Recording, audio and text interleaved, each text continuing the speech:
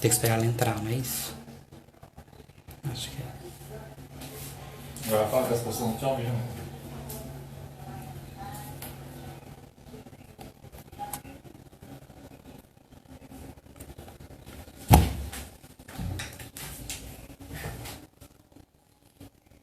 Pode falar, Marcos, tá falando com você. Acho que não.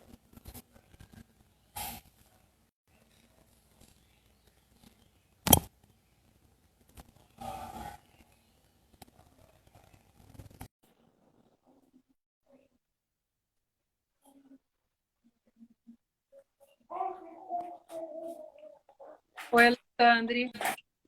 Oi, Márcia, boa tarde. Boa tarde, tudo bem?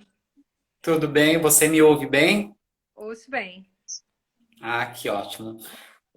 Márcia, então, quero começar já agradecendo você imensamente por ter concordado em participar desse início. É um projeto de 6 lives literárias aí em tempos de isolamento, pela necessidade que a gente tem de falar mesmo das artes, de literatura.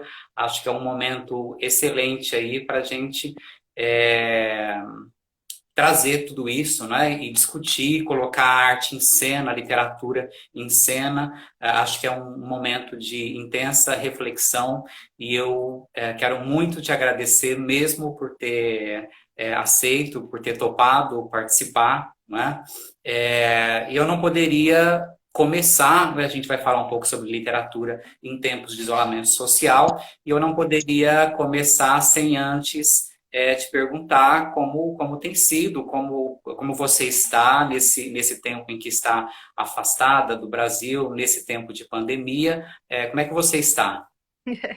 Obrigada, Alexandre. Muito obrigada mesmo pelo convite. Eu fico muito feliz quando alguém me convida para falar sobre literatura e como isso é muito raro. Então, eu fiquei muito ansiosa pela nossa conversa. Fiquei feliz. Obrigada. E como estou? Eu já me acostumei há bastante tempo a viver muito isolada, muito sozinha, então eu vivo muito bem sozinha. É claro que eu estou muito preocupada com o Brasil, eu não estou vivendo no Brasil faz um certo tempo, e então estou muito preocupada também com as notícias que eu escuto aqui de fora.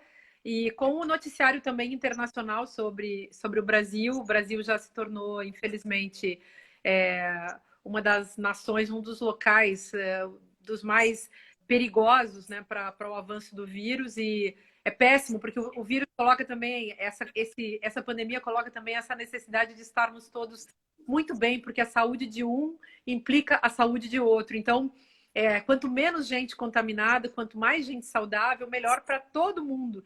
E o mundo também já percebeu que o Brasil pode se tornar um problema bastante sério devido ao descaso das autoridades brasileiras, que aqui fora, aqui na França, onde eu estou vivendo, por exemplo, Bolsonaro é sinônimo de Hitler. Acho que no Brasil também isso está acontecendo, mas aqui é um escândalo realmente o fato de que o Brasil, que é um país tão interessante, tão rico, tão criativo, tão pleno de cidadãos e cidadãs tão interessantes, tem tanta gente maravilhosa no Brasil, a cultura brasileira é tão rica, e como é possível que surja uma figura como o atual presidente e sua entourage, né, de ministros mentecaptos, e como essas figuras então tomaram conta do país, promovendo a sua, enfim, promovendo a sua destruição, né, para resumir a questão. Mas eu particularmente estou bem nesse momento de pandemia. Tenho me dedicado a dar algumas aulas virtuais, eu tenho me dedicado a ler muitas coisas que fazia tempo que não tinha tempo, e escrever. Na verdade, eu estou escrevendo artigos acadêmicos, nesse momento eu não estou escrevendo nada literário, e tem 2 projetos de romance que estão parados, né, por um tempo, até que eu dê conta de outros trabalhos, mas que estão realmente urgentes. Estou terminando, revisando já um livro de ensaios que deve sair nos próximos meses. Então é agora um trabalho muito conceitual, muito racional, digamos, o trabalho do argumento teórico, que é diferente do trabalho ficcional. Mas eu estou feliz que a gente possa falar de literatura nesse contexto também. E a gente percebe que você, mesmo distante, está bastante atuante, acompanhando tudo que vem acontecendo no país. É, e como eu disse inicialmente, acho extremamente importante que nesse momento a gente fale, né, sobre literatura. E eu pensei justamente em você para a gente iniciar esse ciclo de literaturas em tempos de isolamento, porque você tem uma produção filosófica, tem uma produção de artista e tem uma produção literária também. Né? Então você atua na filosofia, nas artes plásticas, né? São duas áreas que estão presentes na sua carreira acadêmica, né? Você seguiu carreira acadêmica, inclusive, principalmente na filosofia, e também na produção literária, não é? Ou seja, além de atuar teoricamente nessas abordagens, você também produz, né? Produz arte, produz literatura, não é? Então, eu queria começar colocando uma questão para você, que seria, né, então, filosofia, artes plásticas e literatura. Como é que é para você, né, o que é que surgiu primeiro para você, a filosofia, as artes plásticas, a literatura, ou isso tudo surgiu de forma conjugada, não é? E como é que você percebe que essas áreas se tocam? Como é que elas se comunicam para você? Uhum. Uhum. Então, Alexandre, eu acho que essa pergunta implica mesmo a gente entender como esse tipo de nexo funciona para cada pessoa, porque para cada artista, para cada escritor é sempre muito diferente, né? Então, no meu caso, eu fui aquela criança que desenhava, tanto que eu sempre desenhei, eu desenho, me formei na faculdade de artes com ênfase em desenho e passei a vida inteira desenhando, mas em certas épocas que eu tinha mais tempo, por exemplo, eu ia para o ateliê fazer gravura em metal, que foi um tipo de trabalho que eu tive, que eu gostei muito de fazer. Mas sempre desenhei, sempre pintei, mas nunca com nenhum tipo de pretensão mais, vamos colocar entre aspas, profissional. E agora, desde que eu saí do Brasil em 2018, que eu comecei a ter muito tempo para mim, porque antes eu me ocupava muito viajando e falando de filosofia, de literatura, sobretudo de filosofia, para cá e para lá no Brasil, então eu não tinha também muito tempo para esse tipo de atividade que requer bastante tempo. E foi até bastante surpreendente essa retomada das artes na minha vida, mas eu me dei conta assim de que o meu natural é voltar. Eu acho que a gente sempre volta para a infância, né? E a gente vai fazer aquelas coisas que nesse tempo idílico da infância a gente gostava de fazer. E eu, então, voltei para o desenho e estou trabalhando muito, fazendo muitas coisas, e vou ter que expor esse ano, por uma obrigação também institucional. E aqui em Paris, onde eu estou dando aula, eu também estou ligada à faculdade de filosofia, mas estou começando a me ligar à faculdade de artes, então provavelmente ali também vou desenvolver nexos importantes. Mas, mesmo desenhando, mesmo tendo me formado em artes, mesmo tendo dado aula de estética, filosofia da arte a vida inteira, eu escolhi, na minha fase adulta de vida, quando eu já era bem crescida, escolhi me dedicar à literatura. E eu entendia que a literatura era justamente a área que juntava as artes visuais com a filosofia. Porque a literatura não depende só da reflexividade, ela depende também de todo um universo. Você que é professor sabe muito desse campo, você sabe isso muito melhor do que eu. Ela depende, a produção literária depende muito também de um universo da imaginação.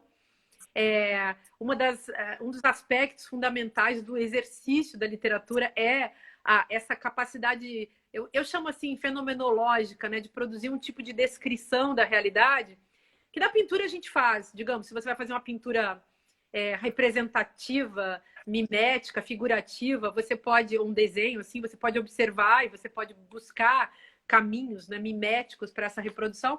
Mas na literatura também você precisa muito disso, você precisa fotografar os cenários que você quer apresentar para as pessoas e tem toda uma criação que vai depender muito da sua capacidade de imaginar e uma capacidade que é como acontece no desenho. Você é digamos, um bom desenhista, entre aspas, né? Muito entre aspas, se você é uma pessoa que tem um olho muito treinado para perceber a realidade. Então, tanto que a gente, quem trabalha com teoria do desenho, com aula de desenho, a gente sabe que a psicomotricidade é um acontecimento que se dá entre o corpo físico, entre a mão e entre uma percepção que é quase extrafísica, né? Que é a capacidade de olhar, de criar foco e de perceber a chance, né, de produzir traço, por exemplo, para revelar um objeto numa tridimensão. Então, mas enfim, tudo isso é infinitamente mais complexo. Eu sempre gostei muito de fazer as coisas ao mesmo tempo de pensar nelas. Então, eu escrevi um livro que saiu, acho que em 2010, que se chama Diálogo Desenho, que eu escrevi com um desenhista e assim trocando ideias, né, sobre o que significa desenhar, por exemplo.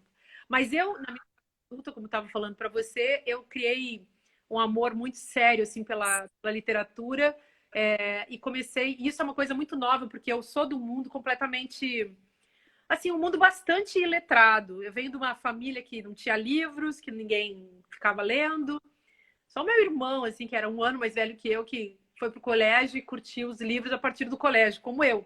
A biblioteca e a biblioteca da escola, a biblioteca pública e a biblioteca da escola. Então, a literatura para mim foi sempre foi uma coisa que eu tive consciência, foi uma coisa que eu descobri no meio do caminho. E aí eu publiquei 7 livros, 6 romances, sendo que os primeiros 3 romances são viagens formais muito específicas. Os 3 últimos romances já são mais, digamos assim, tradicionais, também muito entre aspas. E publiquei esse ano um livro de contos, de 4 contos, que chama 4 Passos sobre o Vazio, que são contos com um narrador perverso e 4 narrativas distópicas. Enfim, então, só para concluir, assim, dar um fecho, né? Hoje eu acredito que dá para interseccionalizar esses 3 campos e é nesse projeto que eu estou envolvida agora, de fazer, por exemplo, esse livro ensaio que eu vou lançar esse ano. Ele tem uma validade teórica, mas eu estou também trabalhando para transformá-lo em imagem, né? E alguns dos meus romances também eu estou trabalhando para fazer com que eles virem livros desenhados. Então dá muito trabalho, não dá mais tempo de fazer mais nada, mas está sendo interessante. Uhum. Então, você fez alusão à literatura como a literatura está imersa ali no campo da imaginação, da criatividade, não é? E emendando então com a questão que eu coloquei para você, não é? Sobre essa comunicação entre a filosofia, as artes plásticas, a literatura, como é que você vê a captação que a literatura provoca do real? E alguns leitores são um tanto resistentes porque consideram que as artes em geral e a literatura em particular está apartada do real, não é? Quer dizer, é algo que habita ali a imaginação, a fantasia, o distanciamento com o real. Mas creio que pela literatura é possível absorver muito do real, não é? E ter uma percepção mais aguda, não é? Mais profunda, vertical, do real. Como é que você vê essa relação? Você como leitora até mesmo, né? Não apenas como escritora, né? Como aquela que compõe a obra, mas como leitora mesmo, né? Qual é o diálogo que se estabelece entre a obra de ficção e a experiência real? Uhum. Então, eu acho tão interessante também essa pergunta, porque nos dá a oportunidade de pensarmos aquilo que nós podemos chamar de crise da ficção, né? Então, as pessoas hoje têm, eu acho, talvez nós estejamos num momento em que as pessoas tenham essa dificuldade com a chamada realidade, que tem a ver também, a realidade é um conceito que tem relação muito estreita, ainda que não seja a mesma coisa, com o conceito de verdade. Então, se você pensa que na era da pós-verdade, nós estamos na era da pós-verdade, essa expressão pegou força, né? Tem um efeito importante na nossa época. E, ao mesmo tempo, a nossa relação com a realidade vai mal. Vide a proliferação de teorias tais como a da Terra plana, os negacionismos mesmo em relação ao vírus, né, ao coronavírus hoje em dia. Então, existe uma dificuldade das pessoas de chegarem na realidade, de se relacionarem com a realidade. Mas há também uma dificuldade das pessoas se relacionarem com a ficcionalidade. Daí que o desejo pela literatura não esteja em alta. Ao mesmo tempo, há um desejo, uma entrega a séries de televisão e a um certo cinema. Muito mais a série de televisão, a série tipo, essas plataformas tipo Netflix, né? Que, a meu ver, tem a ver com uma facilidade, porque seja a realidade, seja a ficção, no seu sentido tradicional, são estruturas muito exigentes, que exigem de nós muita paciência, a paciência do que o Hegel chamava de paciência do conceito, né? Então você tem que pensar muito, você tem que prestar muita atenção, você tem que entender, você tem que ter tempo para acompanhar um livro de 400 páginas, digamos, de um romance. Quem hoje em dia para ler Guerra e Paz, Crime e Castigo, ou, sei lá, Memórias Póstumas de Brás Cubas ou O Grande Sertão Veredas? Praticamente esse tipo de leitura é levado a cabo só por quem está na universidade. Não sei, mas me parece que é muito assim.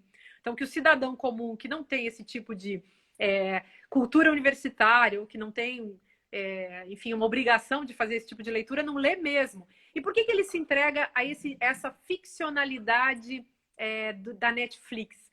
Eu acho que ali, inclusive vou usar aqui, levantar, né, pensar em voz alta assim, para a gente elaborar isso juntos, mas me parece que não se trata mais só de ficção na Netflix, mas essas séries de televisão, elas são curtas, elas são rápidas, elas trazem questões muito curiosas e muitas vezes essas questões tocam muito diretamente na vida das pessoas, mesmo quando são distopias. Por que, por exemplo, as distopias estão fazendo tanto sucesso, né? Você pega o Conto da Aia, que é maravilhoso, da Atwood. Se você pega o Conto da Aia, é um livro maravilhoso que foi lido por muita gente, mas a quantidade de pessoas também que viu a série e não leu o livro é incrível. É uma quantidade inacreditável de pessoas.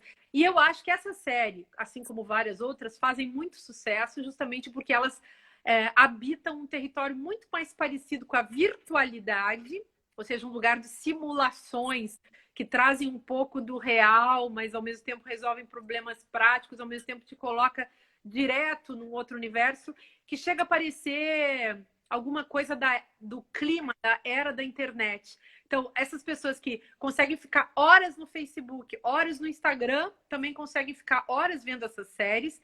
E é engraçado, não produzem atenção que seja capaz de, sei lá, se debruçar sobre um clássico da literatura ou um romance que não aconteça em tempo real, né? Talvez porque esse tipo de narrativa combine com a virtualidade, né?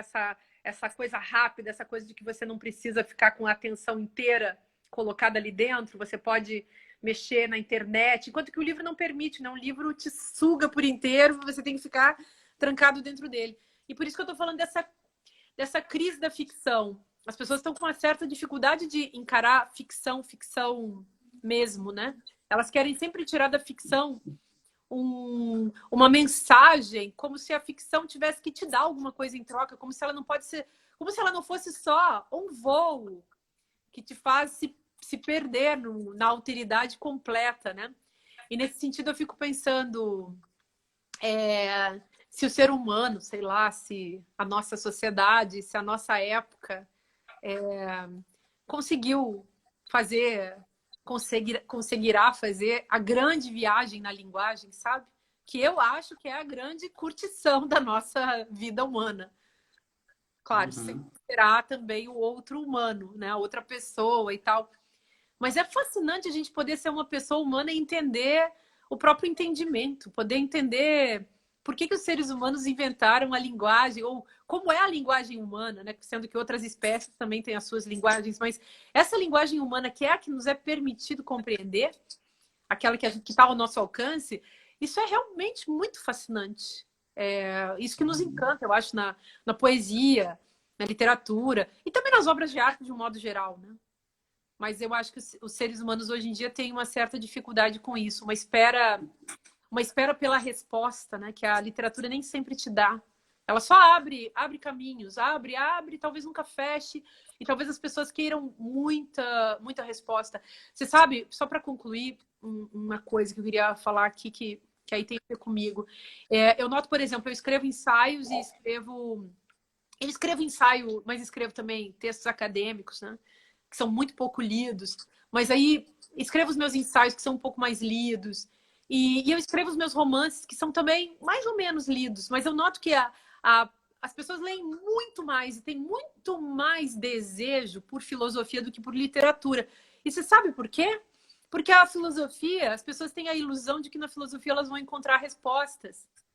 E na literatura elas já perderam essa ilusão. E porque para encontrar uma resposta na literatura você demora muito. E as pessoas estão muito imediatistas, né? Então, a filosofia dá a impressão de que a resposta vem mais rápido e que as questões são colocadas também do modo mais direto, como se... E aí a gente pode parecer loucura que eu vou falar, mas a filosofia é complexa, ela elabora perguntas muito complexas, de maneira muito complexa. E as pessoas muitas vezes esperam que, talvez por isso elas gostem de uma certa filosofia, né? Que mastiga um pouco, né, as perguntas, que facilita um pouco, eu não sou contra isso. Eu, muitas vezes, nos meus livros, eu tento fazer um misto de colocar as chaves para que as pessoas possam abrir as portas e, ao mesmo tempo, de dar a chance para elas de irem com profundidade, né, nas portas que elas abriram. Mas eu acho que tem também, às vezes, muita chave sem nenhum tipo de ambiente no qual você possa entrar, né? Então você fica também meio sem nada, né? Meio sem conteúdo, e isso não é bom para o pensamento reflexivo, porque ele tem que se adensar. Ele precisa realmente ser tão comunicativo, mas precisa também ser muito denso, senão não faz sentido. Essa questão de que a literatura não dá respostas prontas, como você colocou, né? Eu acho que, você falando, eu fui pensando aqui que a leitura literária nos promove essa transformação de dentro para fora, né? E eu acho que, quando eu atuo na área da educação, de formação de professores, é muito perceptível que o material didático do aluno de educação básica vai muito na direção da função única da linguagem, que é informativa, que é a da notícia, há um certo desprestígio da linguagem estética. Eu acho que o que você está trazendo também é justamente a linguagem não tem uma função única. Há uma função estética que também nos capacita para a compreensão melhor do mundo. Tem um livro do Sartre, O que é literatura, em que ele fala desse poder empático, não é? Que a gente lê um romance e, acompanhando a trajetória dos personagens, a gente passa a compreender o porquê que esses personagens agem dessa forma, não é? Então, consequentemente, há um desenvolvimento de empatia e de respeito maior ao outro, né? Eu acho que o leitor ganha isso, não é? Essa questão da empatia. Você pensa por aí também, partindo dessa ideia mesmo do Sartre, da empatia que é possível através da leitura literária? Então, é, assim, eu sou mais leitora eu fui muito leitora do Sartre quando era garota, mas depois eu troquei o Sartre pela Simone de Beauvoir, que é também uma pensadora tão interessante, uma escritora tão interessante. Ela escreveu filosofia, escreveu literatura, e a gente encontra uma teoria do romance também na Simone de Beauvoir, né? Acho que na Simone de Beauvoir tem uma coisa curiosa, que dialoga um pouco com isso que você está falando, da empatia do Sartre, mas ela coloca nos textos dela, as memórias, por exemplo, muito mais uma empatia com ela mesma, que eu acho um assunto mega interessante, porque na história das mulheres, sobretudo, e na história das mulheres que escreveram, a gente encontra a escrita como uma mediação para a liberdade, né? A escrita como uma mediação para a própria existência. Então, o gesto existencialista, que eu acho que está no Sartre, mas na Simone está muito claro, é esse gesto de, por meio da escrita, tornar-se alguém. Então, tornar-se quem se é por meio da escrita, sendo que nessa escrita, Simone fala muito claramente, né, por exemplo, nas memórias, né, ela tem um trecho assim que ela começa contando sobre a juventude dela, e ela conta, né, eu resolvi escrever sobre a minha juventude porque eu tinha uma espécie de dívida com aquela jovem que eu fui. Eu fiz uma promessa para mim e eu tenho que cumprir aquela promessa, né? Então, esse encontro, assim, esse encontro com ela mesma, que eu acho que foi muito proibido para as mulheres em específico. E aí a literatura feita por mulheres é muito marcada por essa... Na Virginia Woolf a gente vê isso, mas em tantas outras mulheres, eu acho que na literatura contemporânea isso está... Nas mulheres que escrevem hoje, tem isso também com muita força, né? E eu também trabalho com... Fui me dando conta disso e eu acho que a minha literatura começou também a mexer com essa característica, num certo sentido. Pelo menos no meu último livro, que é o Sob os Pés, Meu Corpo Inteiro. Agora, sem dúvida que a literatura, vamos dizer assim, o livro que a gente lê nos serve sempre de espelho. Dificilmente, um livro assim... Vamos pegar os clássicos da literatura, né, gente? Que essas coisas, essas obras impressionantes, né? Que são inesquecíveis. Mas qualquer obra. A gente encontra ali essa janela aberta, né? Esse portal. Você vai a um outro mundo, mas você vai ali também descobrindo interfaces, espelhos. Você vai se encontrando no meio desse caminho. Eu sempre gostei de falar assim que ler um livro é fazer uma viagem vertical para dentro de si mesmo através desse objeto, desse estranho objeto, que é um objeto muito desprezado numa cultura bárbara, numa cultura ignorante, da ignorância, né? Essa ode à ignorância que a gente vê no Brasil atual, ela caminha junto com um ódio ao livro, à literatura e à cultura de um modo geral, né? Mas os livros são muito atacados e as áreas de pesquisa, as áreas culturais ligadas ao livro também são muito atacadas. Então, eu acho sempre então que a gente faz essa descoberta, sem dúvida, da alteridade. Alteridade no sentido de que, como você está falando, tem a empatia com o outro, a empatia com o personagem. A gente lê o Crime e Castigo do Dostoiévski e cria uma estranha relação com o Raskolnikov, né? Que é o criminoso, confesso. Então, se você lê Grande Sertão Veredas, você vai desenvolver uma empatia com o Riobaldo. Não tem como. Você vai se aproximar muito desse ser, a ponto de que ele quase que não, ele adquire de fato uma dimensão humana. Você começa a dialogar com esses personagens, né? Eles começam a fazer parte do seu dia a dia. Claro, são personagens, mas eles têm uma dimensão existencial muito forte. E, ao mesmo tempo, esses personagens são mediadores, né? São mediações para a sua relação com você mesmo. Então, para a empatia que você pode ter com você mesmo. Para esse reconhecimento que a gente precisa ter com a gente mesmo para poder reconhecer os outros também. E aí eu estou falando de reconhecimento como uma categoria da história da ética, da história da filosofia política, inclusive. Uma categoria que está muito em cena hoje num debate sobre cidadania, sobre justiça social e tal. E eu acho que a literatura realmente, aí sim, concordo muito com você, ela nos ensina uma empatia nessa linha, né? A gente vai reconhecer os outros, entender como funciona a alma humana, a gente vai se encontrar com o pensamento, com a reflexão, com a ação, com a beleza, o horror, São tantas dimensões, é uma experiência tão completa que a gente encontra na literatura, né? E essa experiência vem com a gente carrega com a gente, tanto que os grandes livros que a gente leu, aqueles que calaram fundo, né? Esses livros a gente nunca esquece. Pode esquecer a história, pode esquecer aspectos, mas você não esquece, né? Como foi. Eu me lembro, por exemplo, há uns anos atrás, eu nunca tinha lido o Moby Dick do Melville, sei lá, faz uns 10 anos que eu li. E até hoje eu me lembro do ano em que eu passei lendo Moby Dick. E que eu lia bem devagar, era aquele ano. Eu fiz zilhões de coisas, como sempre, mas eu, aquele ano, li Moby Dick.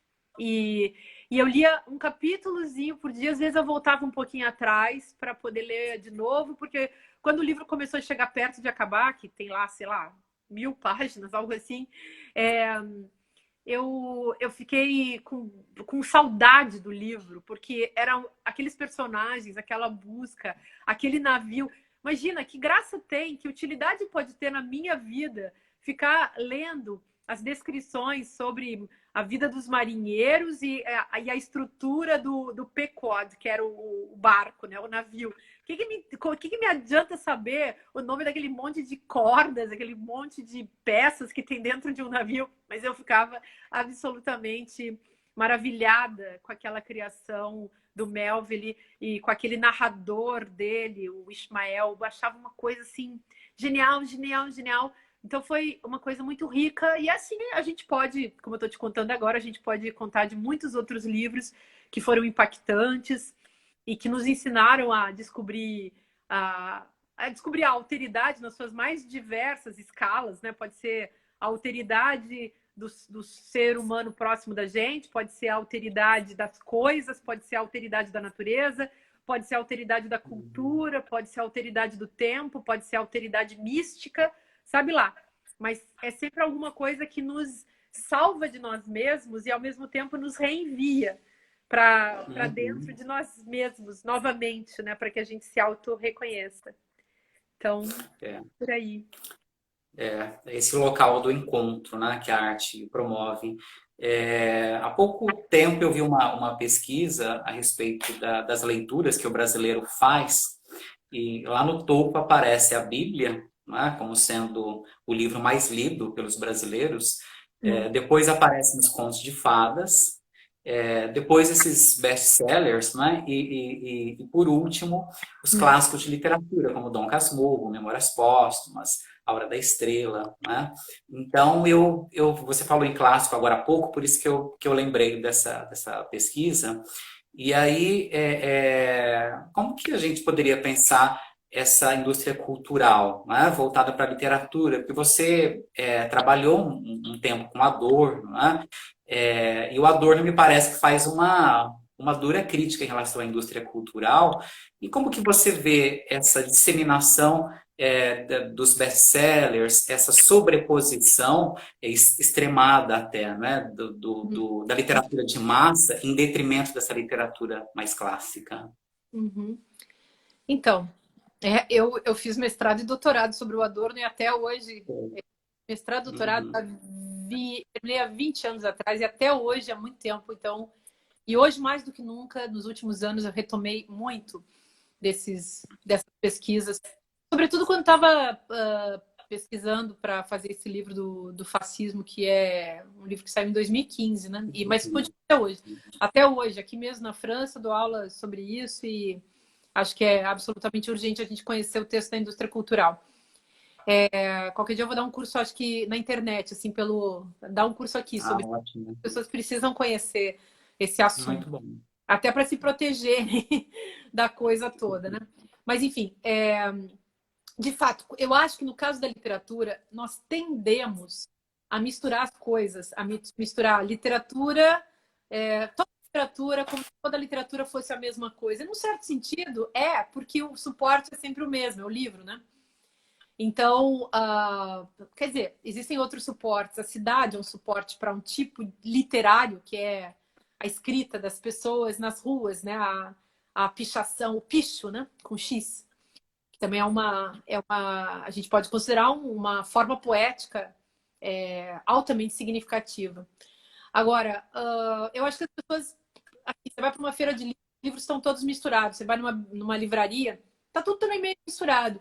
É como se o objeto, o livro, valesse para tudo. E tá certo, vale mesmo. É uma forma democrática o livro, né? É um suporte altamente democrático.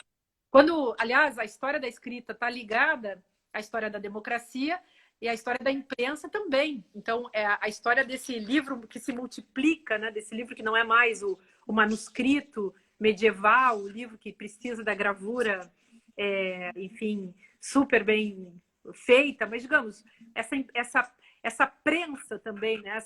essa gráfica rápida, fácil, que se transforma tecnologicamente ao longo do tempo e vai tornando o livro cada vez mais fácil de chegar. E hoje, que a gente não precisa mais nem imprimir livro, né, com esse... Eu, por exemplo, tenho usado muito livro digital. E não é a minha forma preferida, mas como eu não tenho mais minha biblioteca, vivo com isso, né? Agora, sim, em termos de literatura propriamente dita, eu sou um pouco, talvez as pessoas venham me achar um pouco difícil e careta e chata. Porque, claro, é óbvio que a literatura, qualquer livro, as pessoas devem ler o que elas bem entenderem. É ótimo que leiam o que bem entenderem. Mas eu acho altamente problemático você produzir um tipo de livro para atingir um público-alvo com um objetivo de fazer com que as pessoas fiquem fixadas naquele livro e comprem de maneira massiva aquele livro, sendo que existem fórmulas para você produzir livros, digamos, muito fáceis de se ler, que prendam a atenção das pessoas e que façam, e que também, esses livros, digamos, gente, eles não são, a indústria do livro é uma indústria complexa, tão complexa quanto a sociedade como um todo. Agora, existem empresas que vendem livros e que fazem livros, e mesmo em editoras que fazem livros ultra sérios, existem também aquelas produções que não são nada sérias.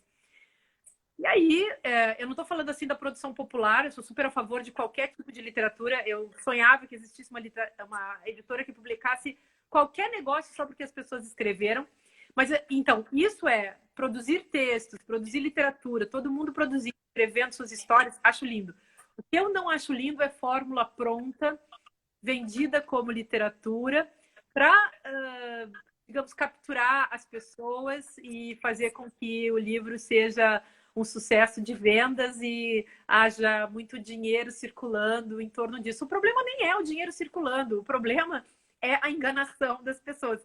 Então, eu me lembro uma vez que... lembra daquele livro que chama 50 Tons de Cinza? Então, esse livro vendeu milhões, bilhões, sei lá, nem sei, não faço ideia assim, dos números, das estatísticas em torno desse livro. Mas eu me lembro assim que muita gente que nunca leu nenhum outro tipo de livro leu esse. Claro que esse livro foi lido por pessoas muito cultas também, pessoas que leem vários livros, pessoas que gostam de muitas coisas. Mas é muito triste quando as pessoas que leram, que tiveram tempo para ler na vida, leram só isso. Lembro que quando eu fiz uma crítica nessa linha, assim, muita gente ficou com muita raiva de mim, porque eu falei isso. E vou falar uma coisa que talvez desperte um pouco de estranhamento também para quem não entendeu o que eu vou falar, mas eu vou tentar explicar bastante. Eu acho que a Bíblia, por exemplo, sofre o mesmo efeito. É muito bom ler a Bíblia. Eu mesma estou lendo a Bíblia. Eu baixei no meu computador uma versão da Bíblia de Jerusalém maravilhosa, que eu antes tinha em papel. Eu sempre gostei de ler Bíblia. A Bíblia é inspiradora, a Bíblia é cheia de histórias notáveis, a Bíblia por si só, ela é uma obra literária fascinante, não tem como não achar fascinante. Mas eu não li só a Bíblia. Então, quem lê só a Bíblia é problemático, né?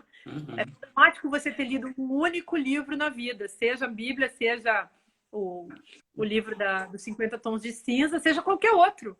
É muito bom que você leia outras coisas. Não pode ler só o Adorno também, né? Porque antes de você começar a repetir as ideias, a copiar e colar, é que nem as pessoas que vivem de cultura de Facebook, ou de Instagram, ou de Twitter. Se você não fizer outras coisas, se você não tiver outras fontes para enriquecer os seus processos de autopoiesis, né, de autoprodução da linguagem, até porque isso significa que a linguagem nunca é autoproduzida, ela é produzida através de mediações com outros, né? Tem algo de metalinguístico em toda a produção de linguagem, ou seja, você produz a sua linguagem, produz as suas histórias, produz os seus pensamentos. Eu leio 400 livros para poder escrever um, você também, né? É assim que a gente vive. Mas não é legal, então, você ter uma visão única da coisa e você se deixar levar. E a indústria cultural, qual é o grande problema da indústria cultural? O problema da indústria cultural não é os artistas ficarem ricos, nem as indústrias ficarem ricas, nem as pessoas ficarem lendo só um tipo de autor. O problema é que a indústria cultural tem um objetivo muito simples, um objetivo único, que é devorar, acabar, aniquilar com a reflexividade das pessoas. Isso é um fato, mesmo fazendo isso através da literatura, que parece uma contradição, mas não é. Você pode... O que faz a indústria cultural? Ela oferece para você pensamento pronto, ideia pronta, imagem pronta. Então, o mal do cinema é esse. Vai assistir um filme que faz você pensar. Dificilmente as pessoas gostam muito disso. As pessoas gostam de um pouquinho de pensamento, pouquinhozinho só, não muito, né? Digamos, eu estou falando das massas, né? Das massas que já foram produzidas pela indústria cultural, porque antes da invenção da indústria cultural, a figura social da massa nem existia. Tem autores que dizem que foi o cinema que inventou a massa, né? Então você cria um objeto, um objeto que captura você na sua percepção, na sua sensibilidade, na sua... Tem um autor que eu gosto muito, que eu sempre cito, que é o Christoph Turk, na sua fisioteologia, né? Na sua fisioteologia, nesse lugar onde você não é onde você não é livre, leve e solto, porque, aliás, esse lugar não existe, mas vai lá e pega você onde você sente, onde você poderia pensar, onde você acredita. Vai lá e captura você na sua percepção. E aí, acho que nós temos que tomar muito cuidado com isso. Mas eu, pessoalmente, vou falar uma coisa muito pessoal, para que vocês entendam. Talvez vocês também, você aí, talvez Alexandre me ache uma pessoa muito chata. Eu passo a vida lendo tudo com muita atenção e eu não tenho, no meu cotidiano, nenhum espaço para entretenimento. Infelizmente, ou felizmente, não sei, nenhuma música eu escuto sem pensar nela. Então, eu consigo gostar de certas músicas, mas eu consigo escutar uma vez, aí eu escuto, ou porque eu gosto da pessoa, fico pensando o que isso significa, por que eu estou escutando isso, ou eu escuto porque eu gosto de estudar aquela música, quero entender aquela sonoridade, mas eu nunca assisto série de TV, porque eu acho todas muito chatas. Leio literatura o que eu posso. Também deixo muitos livros no meio do caminho porque não gosto deles e acho que isso é um direito. Mas se eu preciso estudar o livro, então eu vou até o fim, leio uma, que nem você faz, uma, duas, três vezes. E a coisa que na minha vida pessoal assim, tá mais parecida com entretenimento é essa coisa de desenhar, mas também já virou trabalho. Então eu acabo sempre muito ocupada com essas coisas, né? Eu tenho a sorte, como você também tem, a gente que é professor, a gente tem essa sorte, né, de trabalhar com coisas que são muito bonitas. É muito bonito o trabalho de pesquisa, o trabalho de entendimento, ler filosofia, ler literatura, acompanhar as ideias, os pensamentos, as criações. Tudo isso é muito bonito, é uma coisa fascinante. E eu acho que a gente, assim, trabalha com uma coisa muito prazerosa num lugar onde as outras pessoas não trabalham, mas elas também podem ter muito prazer. Então, elas poderiam também redescobrir esse prazer, né? Quem não está lendo, por exemplo, um livro inteiro, deveria se dedicar a isso, porque é uma tarefa... Poxa, é um prazer imenso, gente. Eu penso sempre assim, que pena que eu já li certas coisas, porque nesse caso, a minha ignorância sempre me deu as minhas maiores alegrias. Sei lá, ler os Irmãos Karamazov, ler os contos, ler o Graciliano Ramos, gente. Pega um romance do Graciliano Ramos. É tão fascinante que é maravilhoso que você não tenha lido, porque aí você pode ler e descobrir uma coisa nova, fascinante para sua vida. E por aí vai. Ô, Márcia, e voltando um pouco mais para essa questão do isolamento, né? A gente está falando de literatura em tempos de isolamento. Acho que é um momento que acaba revelando também um pouco, em alguma medida, como as pessoas se comportam, né? Porque você deve estar sabendo aí como que no Brasil a situação está muito caótica, né? É um crescente o número de pessoas infectadas e pessoas que morrem, né? E a ordem é essa, né? De ficar em casa. Há pessoas que não podem ficar em casa por alguma razão e precisam sair para trabalhar e tudo bem.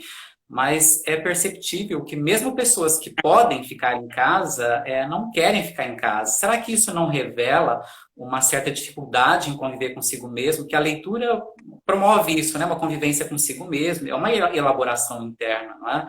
E daí eu já emendo isso com uma questão que não sei se você está a par aí, mas o CNPq, o órgão de fomento de pesquisas, não vai mais financiar bolsas para pesquisas de iniciação científica na área de ciências humanas, ou seja, não é? Há um descrédito da área de ciências humanas como que numa tentativa mesmo de que não haja essa convivência consigo mesmo, não é? Dessa elaboração interna. Como é que você vê isso?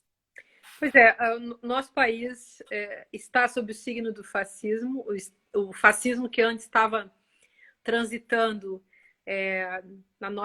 atrapalhando a nossa democracia, de repente foi alçado a esse nível de Estado e numa autotraição, né, numa distorção da própria democracia por ela mesma, né, porque isso tudo foi eleito.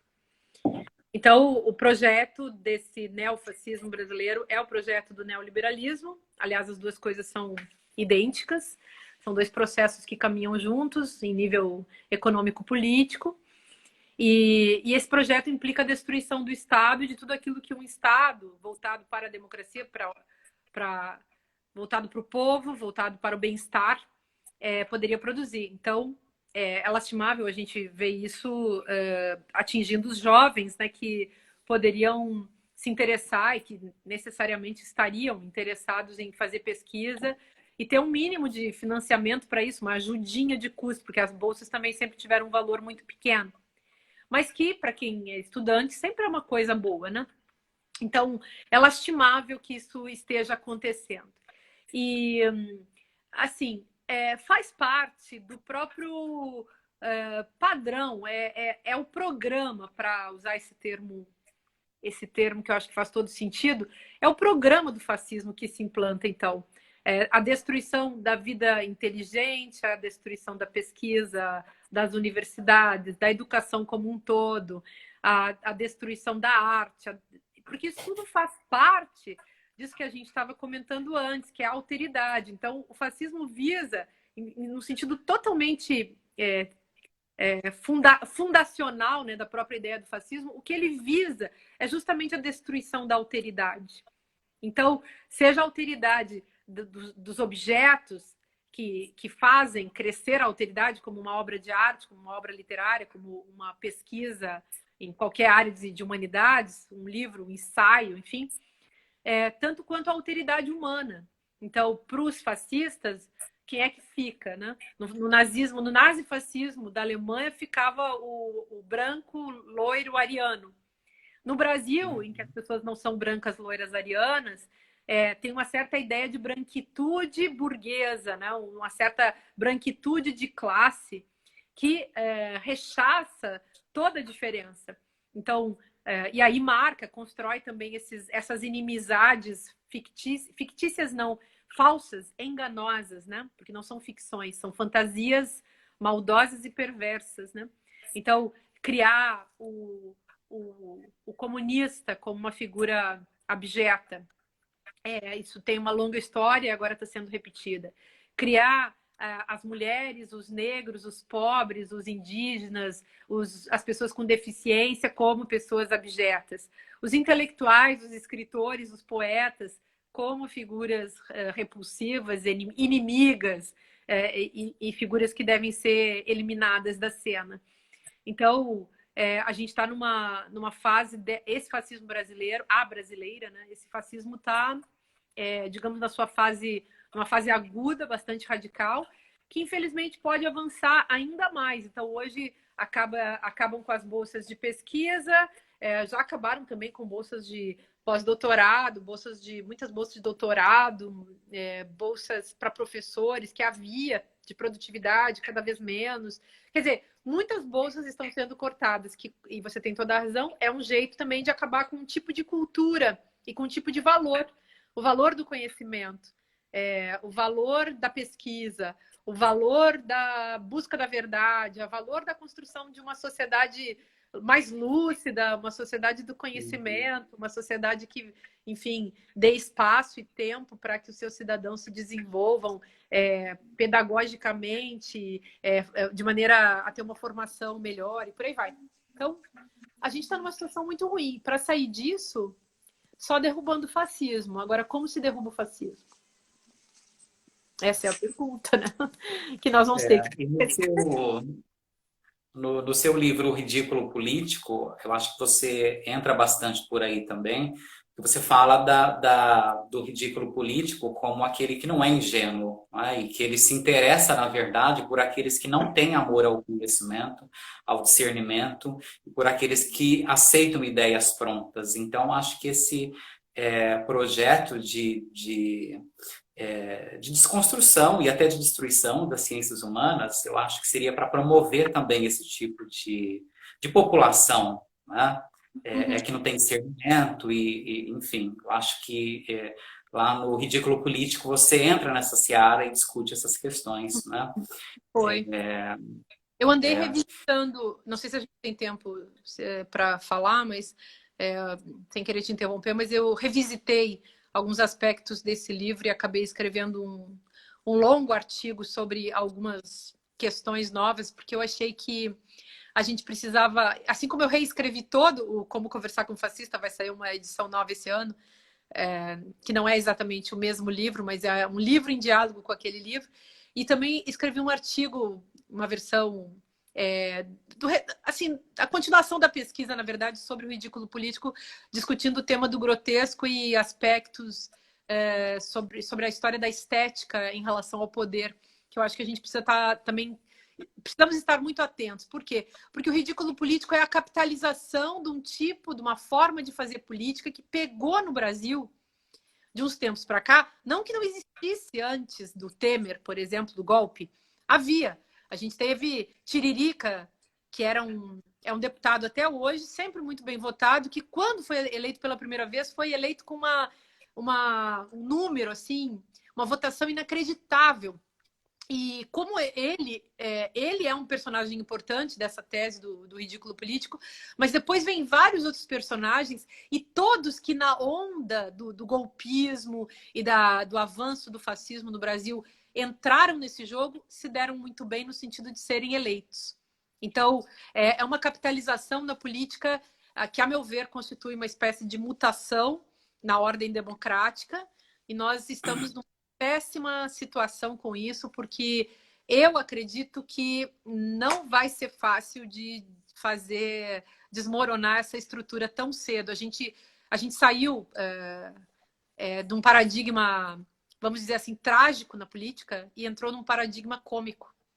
E aí as pessoas estão hipnotizadas por isso, convocadas por isso, e vai muito além de pragmatismo. Eu acho, o elemento pragmático dos oportunismos todos dos personagens. Mas há também uma verdade dessa jocosidade, desse cinismo na política e dessa performatividade dessas figuras que estão aí hoje ultra bem votadas, sem terem nada além do próprio grotesco, do discurso grotesco para se promover. É assustador isso, muito assustador.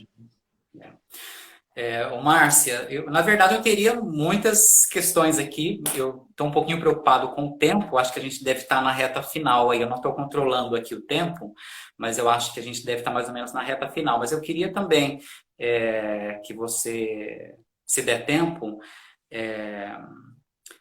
comentasse o seguinte aspecto, né? Levando em conta que a história, né, também pode ser lida de forma ficcional, porque nós criamos, nós fazemos, né?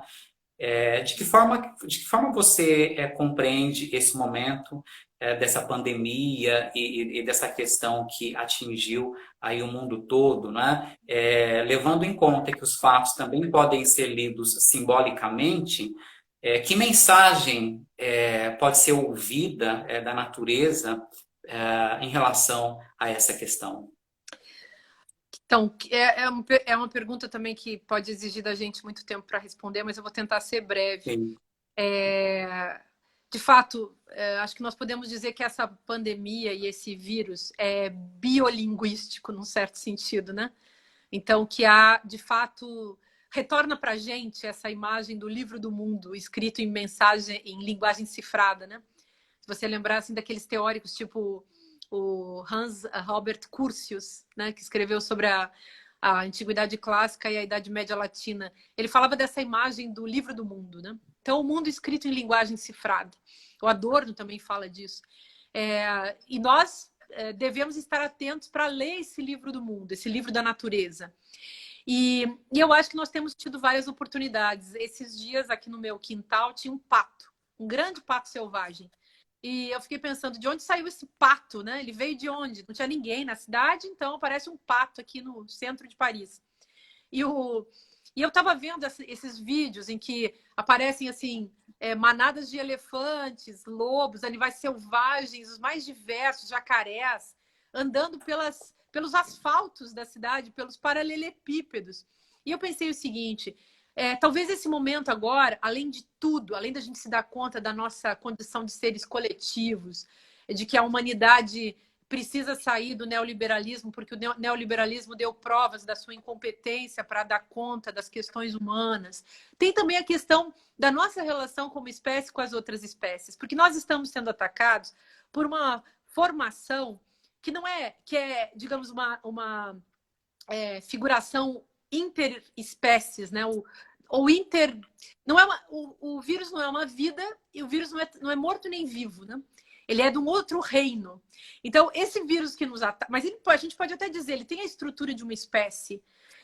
Ele ataca a nossa espécie, como ele ataca outras espécies. Outras espécies ele não mata, mas a nossa ele mata. Não mata todo mundo, mas mata muitos.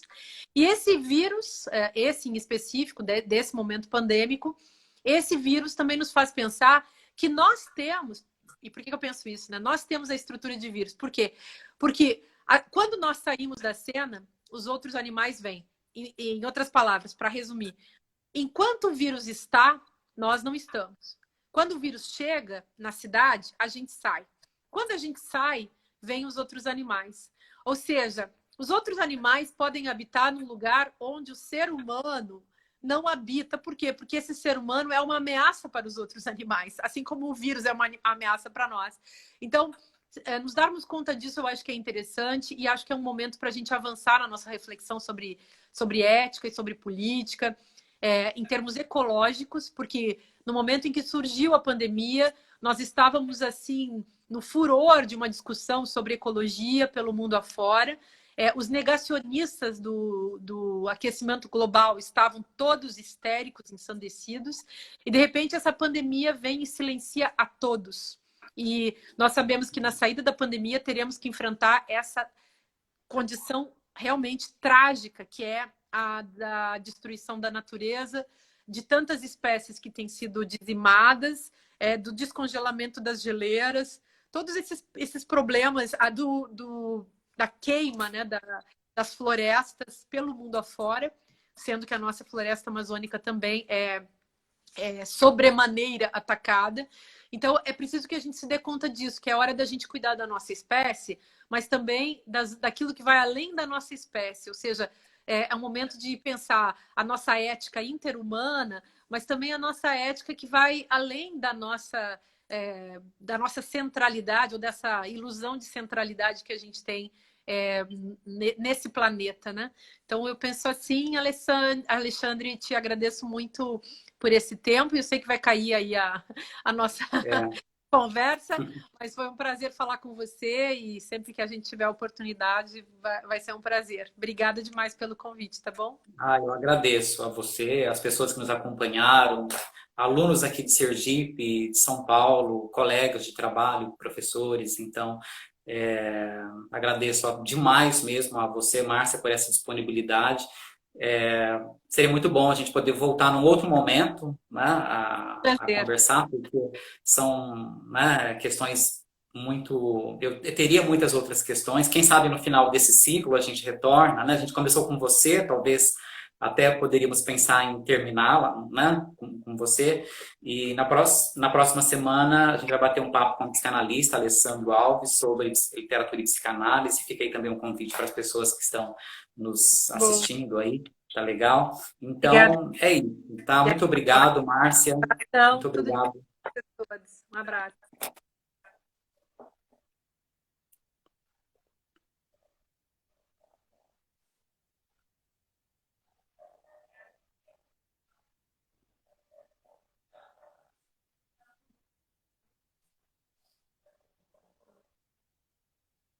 Eu acho que acabou o tempo aqui. A Márcia já não está online aqui, então acho que o nosso tempo, para mim, está registrado. Então a gente fica por aqui.